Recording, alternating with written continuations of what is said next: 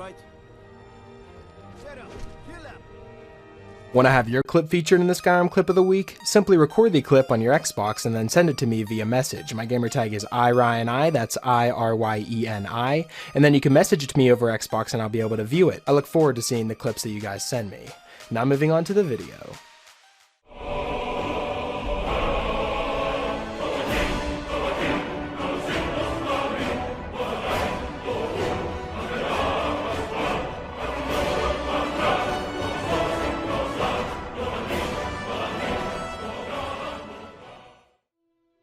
Hey, what's up guys, it's Ryan and welcome back to another episode of Modded Monday. We're on week number 154 now, guys. I've picked out 5 new mods for you guys to check out and perhaps add them to your load order if you find them interesting. So let's just jump straight into it. Starting off at our number 5 spot, we have the Skyrim Vanity Kit. Now the mod page reads that the Skyrim Vanity Kit is the ultimate colors mod. It gives you loads of new colors for you to use when creating or editing your character. And in this mod we have 50 new hair colors for all races, and 19 makeup colors for all races except for Khajiit and Argonian, 12 new war paint colors for all races, and 32 new skin colors. There's 19 for Breton, Nord, Imperial, Redguard, Wood Elf, and High Elf races, as well as 14 for the Dark Elf race and 17 for the Orc race.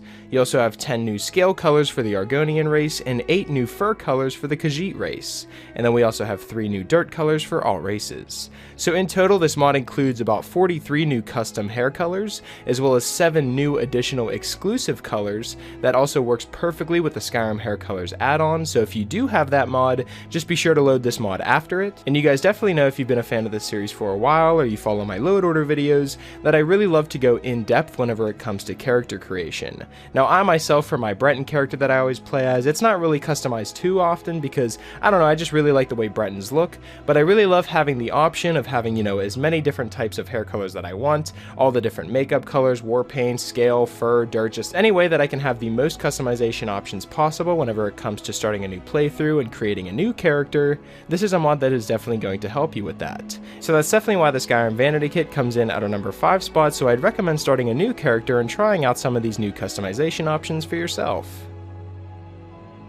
Coming in at our number 4 spot, we have the Lanterns and Candles mod. Now this is a mod that I've wanted to see for quite some time now. It adds craftable and placeable light sources, which is extremely useful if you're playing with ELFX or ELFX Hardcore, because all of the player homes and interiors seem to be a lot darker as well, not just the caves, so you want to have a lot more light sources inside of your player homes, and you can now do that and place lights wherever you want now. As long as you have some troll fat, or mammoth snouts, horker meat, or a beehive husk, you can create candles at any cooking pot. And at any forge with various ingots and empty bottles, you can create a candelabra and other light sources. You can then use these creations to illuminate your home or wherever you see fit. Now how to actually use the light sources once you create them at the cooking pot in the forge, you then drop the light source from your inventory and then you can grab it and position it anywhere that you'd want it, and then you can activate it to finalize the item position and make it static, and then once again you can press on it again to activate it to turn it on and off, which I think is amazing that once you actually place the candle, you can then turn it on and off by pressing A on it. And if you change your mind on where you want the position to actually be after you activate it,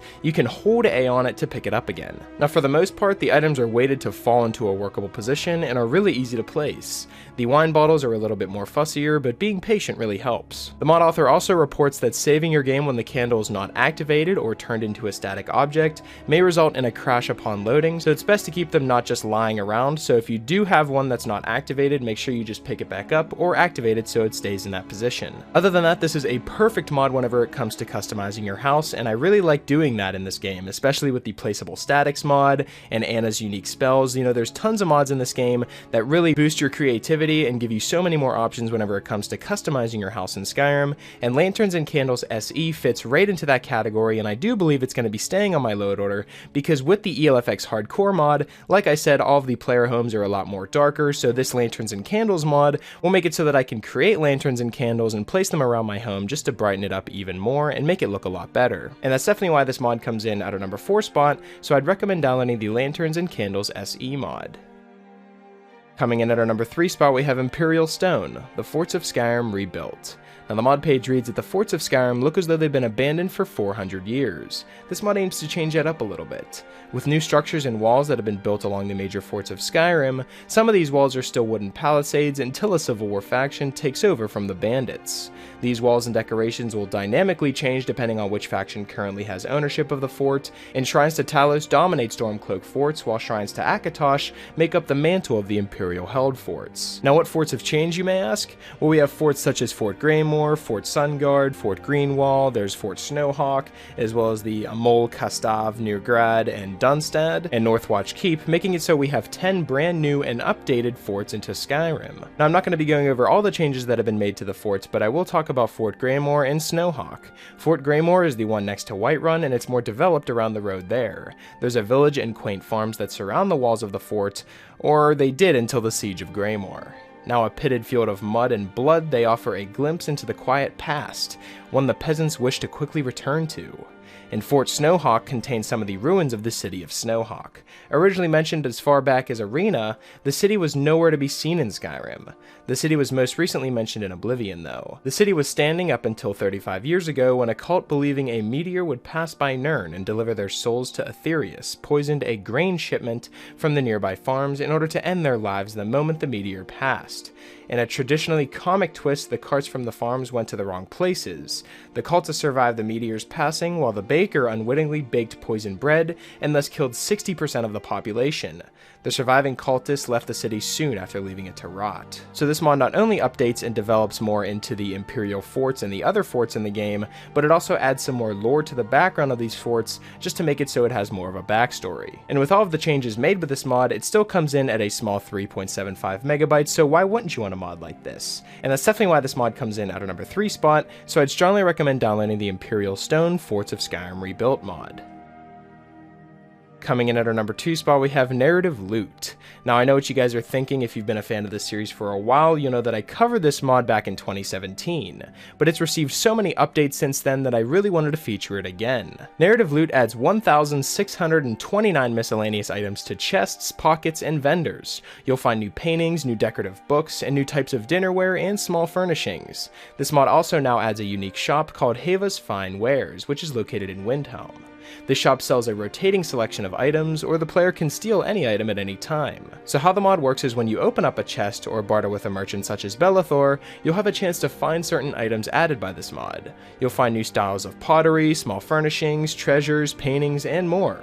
You may uncover rarities from a Dwemer or Falmer dungeon. Bandit chests will sometimes contain paintings which you can sell or rest on your shelves in your house. Necromancers, Draugr, and skeletons will drop bones and skulls, and the Civil War combatants might carry valuable missives, new booze, and their chests may carry Imperial or Nordic wares. Overall, this mod adds more depth to loot with an emphasis towards deepening the lore of the game through new loot. It's an exercise in environmental storytelling. Now I've used this mod for quite some time now based on the fact that I covered it way back in 2017, and I'm still finding new items that I've never seen before to this day. There's a truly tremendous quality of new plates, bowls, goblets, and other wares that have been added, and these can be randomly found in chests and cabinets, and each region has their own unique type of pottery available for sale. For example, Whiterun has a unique snowberry ceramic type, Falkreath has a juniper type, and Solstheim offers a wide variety of Morrowind-themed glass. Just make it so much more realistic and feel like they're real items, as well as the paintings that have been added into the game as well. There's 61 new painting types that can be found in chests throughout Skyrim and DLCs, and like I said, you can sell these paintings or hang them in your home if you have mods which allow you to place items, which I think is probably one of the best parts about this mod,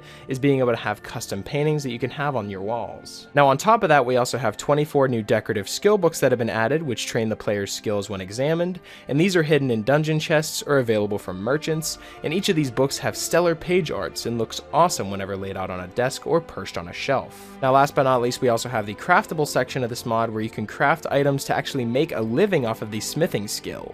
Not only are you just making weapons and different types of armors, you can now make different types of steelwares, dinnerware, and other glasswares that actually sell for a decent amount of money if your blacksmith skill is high enough. And with all of these features jammed into one mod, I do feel like it's worth keeping on your load order just because of how much it adds. So if you're a thief character or someone who likes to sneak around and steal a bunch of items, this mod is definitely down your alley because of just how much there is to take and new items there is to explore now. And that's definitely why Narrative Loot comes in at our number 2 spot, so I'd strongly recommend downloading it and giving it a try for yourself. Coming in at our number 1 spot, we have the Vandfald Cottage. Now, the Vandfald is a custom player home nearby Riverwood. It was owned by someone named Mildreth, which is an old woman who spent her last days waiting for her daughter to come back home. To gain access to the home, you need to find Mildreth's note, which states that the key can be found where the bees sleep. It's in the apiary. It's fully compatible with the Multiple Adoptions mod as long as you have it alongside it, and the house features a loft with trophy and weapon racks, a main room, a kitchen, a bedroom with a bathroom and mannequins. There's a basement with custom display cases for Dragon Priest masks, Dragon Claws, Black Books, and more. There's an enchantment lab, an alchemy lab, a kids room, and a garden that your kids and followers can interact with. So I think this home is absolutely beautiful, and especially the treehouse that's outside was an amazing touch. So as you can see, this cottage is absolutely beautiful, and I love everything about it. I think it's perfect. The only thing that I would change is how easy it is to obtain it. I would like to actually pay for a house like this just because of how much is included with it. It always seems kind of unfair to start a new game and walk straight to this house that has a bunch of items in it and just get it for free. That's something that I always thought was a problem with house mods, but other than that, the house looks absolutely beautiful, and the mod author did an amazing job with the decorative work and just putting it all together. And that's definitely why this mod comes in at our number 1 spot, so I'd recommend downloading the Vandfald Cottage mod. So that's pretty much it for this week's episode of the top 5 Skyrim mods of the week. Hopefully you guys did enjoy, and if you did, I'd appreciate it if you left a like and subscribe if you're new. It really helps me out a lot. And if you have any suggestions for mods you'd like me to cover in future top 5 mod episodes, be sure to let me know in the comment section below, or you can follow me on Twitter. I'll be sure to leave my Twitter in the description, and you guys can follow me on there and leave me suggestions there as well. Special shout out to my Patreon supporters. Thank you guys so much for everything that you guys have done for me. And yeah, that's pretty much it. Hopefully you guys did enjoy, and I will talk to you guys later.